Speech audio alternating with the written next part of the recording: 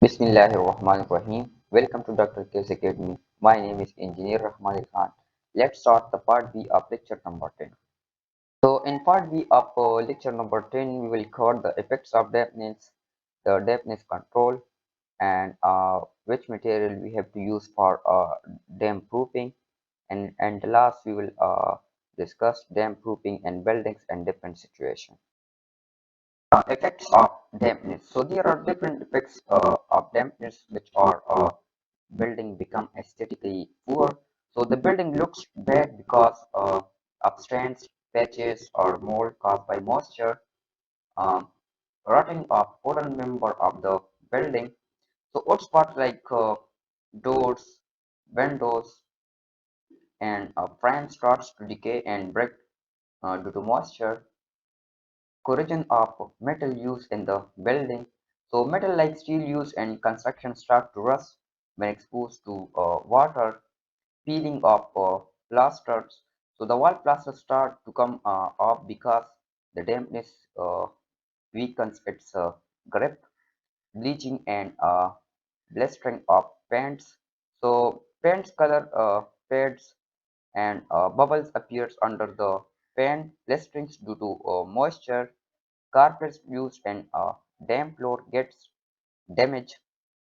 So carpets absorb moisture and get spoil, smell bad, or grow mold. Electrical insulation get deteriorated. Moisture can damage wiring and electrical parts, which can cause short circuit or safety hazards. Efflorescence and deterioration of brick masonry wall. So white pottery deposited efflorescence appears on wall and brick starts to weaken over time. You can see in the figure. Reduced life of the structure as whole. So overall, the building becomes weaker and does not last as long as it should. Creates unhygienic or unhealthy condition for the inhabitants. So dampness can cause breathing problems, bad smells, and a dirty environment inside the building. Promotes growth of termites. So damp wood attracts termites which eat and damage the wooden part of the building. Now let's discuss how to control a dampness in building. So dampness in building may be controlled by damp proof coats, DPC, surface treatment, and other methods. Damp proof coats. So it is a continuous layer of impervious material provided between the source of dampness and part of the building is known as DPC.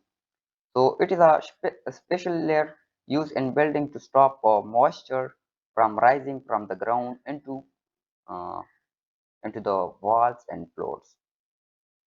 So it is made using impervious material. It is placed between the source of dampness and the building structure, usually at the base of walls or floor. You can see in the figure. So typically DPC is made of a 7.5 centimeter thick layer of PCC ratio 1 ratio 2 ratio 4, 1 part of cement, 2 part of sands, and 4 part of aggregate. So on the top of this, 2 coats of hard bitumen are applied using 1.75 kg per meter squared, and a polythene sheet, it is a plastic sheet, is also placed to act as a waterproof barrier. So instead of hard bitumen, we can use ready mix water based waterproofing material which are available in the market now, and which are easy to use. And sometimes we are using a terrazzo, a smooth decorative concrete surface uh, on top of the PCC for a better finish.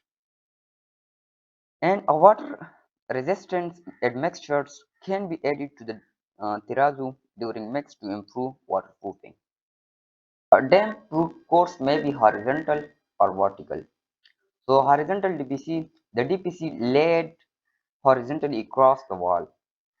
It is usually provided 15 to 20 centimeter above the ground level and on the exterior wall. So for interior wall, it is placed at the floor level. The purpose of providing horizontal DPC to stop moisture from rising vertically through the wall from the ground. Vertical DPC, so the DPC is placed vertically between the horizontal DPC and the external walls, the finished floor inside the building. So the purpose of providing vertical DPC is to block moisture from moving horizontally from the ground soil into the wall. So we can say in short term that the horizontal DPC blocks upward movement of the water content or water, and vertical DPC blocks sideway movements of the water. Surface treatment. So it is a method used to stop rainwater from entering the wall from the outside. So it protects the surface of the wall by using special material that repel water. So the material which we use for the surface treatment are water repellent pen or chemical. So these pens or coating creates a waterproof proof layer on the wall surface so rainwater can soak in. Water resistance plaster. So water resistance plaster is used that resists water, and a water proof admixtures is mixed into the mortar during plastering to improve the resistance. Water resistance terrazzo. So terrazzo, a smooth polished surface made with waterproof material, helps block moisture entry. And in last, the material which we use for surface treatment are water resistant tiles. So these tiles do not absorb water and are used on the wall surface to protect against dampness. So now let's discuss other methods which are used to control dampness in buildings. So the first one is increasing the thickness of the exterior wall. So thicker wall take more time for water to pass through. This helps reduce the chance of mm, dampness reaching the inside of the wall. Second one is using good quality bricks with less absorption and rich mortar. So good bricks absorb less water which reduce dampness, and rich mortar is stronger and less likely to let moisture in. By providing projection strings, course, and cornice. So these are horizontal features on the outer walls that project outward. They deflect rainwater away from the wall surface, helping keep uh, the walls dry. By providing more number of drain water pipes, which minimizing chances of dampness, so more pipes help uh, to quickly remove rainwater from the roof. This reduces water collection and risk of leakage into the building. Roof treatment comprises two coats of bitumen, polythene sheets, mud filling, and brick tiles. So the roof is made of waterproofing by using two coats of bitumen, waterproof material, polythene sheet, which is a plastic barrier, mud layer up to 10 centimeter thick for insulation, and brick tile which are in thickness 4 centimeter on top for protection. So these layer systems prevent water from seeping through roof. Damp proofing material. So there are special material used to stop moisture from entering different parts of a building like walls, floors, or roofs. So qualities of good damp proof material or it should be impervious. It should not allow water to pass through. It should be durable, mean it should last a long time without getting damaged. It should be strong. It should not break or crumble under the weight of the building. It should be stiff. So it should not shift or move sides. Sidestep in weight is a flight, and the bonding should be good. So it must stick wall to the surface below it so that water does not seep through gaps. Uniform and homogeneous layer. So it should form a smooth and even layer with no holes or weak spots and cover full thickness of wall. So it must extend across the whole wall width to be effective, and it should be cheaply and easily available.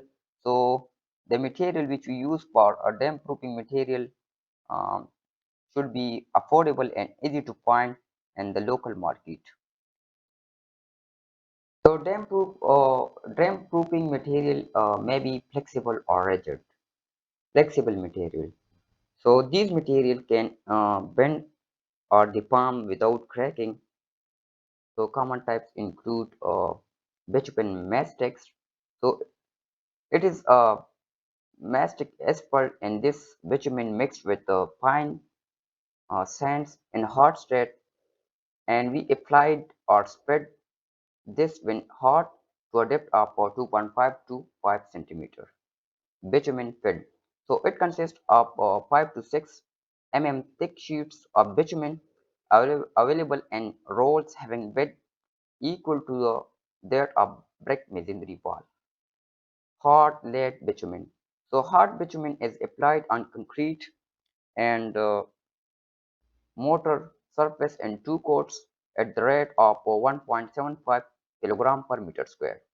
Metal sheet of lead, copper or aluminum are also used as DPC, but they are costly.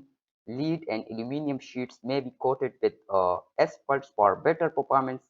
Lead sheet shall be laid with lime mortar due to chemical reaction of cement with lead.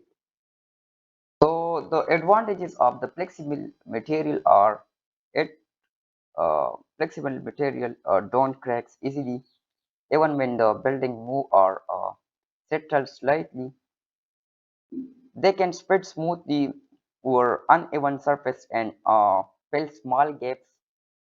They provide a continuous, giant-free waterproof layer which blocks moisture effectively. And material like hot bitumen and bitumen fill are easy to apply in different shapes and sizes. So useful in area where thermal expansion or slight wall movements may occur, and it if applied properly, the flexible material, they can last for many years without failure. Rigid material. So rigid material are stiff and cannot bend. They are more likely to crack under uh, pressure or movement, so making them less suitable for area with shifting or moving surfaces. However, they are still effective in certain conditions. So types of rigid dam proofing materials are PCC. So it is a thick layer of concrete with a proportion of 1:2:4, typically 4 to 7.5 mm thick, and hard bitumen is applied over it, make it waterproof, and a small aggregate of 1 by 4 inch down are used to make the concrete less permeable, and terrazzo can be applied or added for better protection. The second is rich cement sand plaster. So this is used for vertical DPC especially in basements. Water resistance admixture can be added to improve its waterproofing properties, and terrazzo or 2 coats of bitumen can be added for a better performance. Dense bricks in rich mortar. So bricks laid with rich mortar uh, up 1 to 2 courses can be an effective and uh, cost-effective DPC, especially for walls, stone slabs or slates. So 2 courses of stone slabs or slates laid in rich mortar create a solid DPC. This is an ideal situation where stones are cheaply available.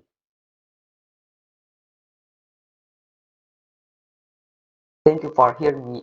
If you have any question, you can ask and comment.